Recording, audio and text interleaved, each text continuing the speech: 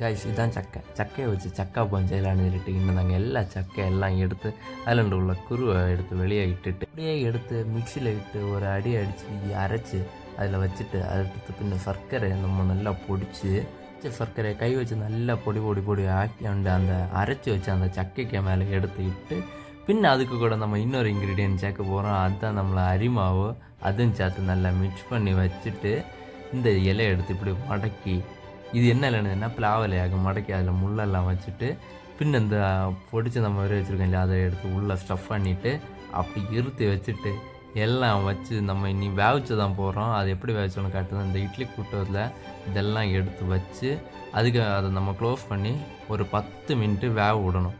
வேக விட்டுட்டு அதை எடுத்து ஆவி பறக்க சுட ரெடி ஆச்சு நம்மளை சக்கை வைப்போம். இதை சாயை கூட வயிட்டு நேரம் ஸ்நாக்ஸ் எடுத்துன்னு சூப்பராக இருக்குது. இது வேணாங்க நீங்கள் வீட்டில் ட்ரை இது பார்க்கலாம். உங்களுக்கு பிடிச்சுன்னா நமக்கு சப்போர்ட் ஆகிங்க. பாய்.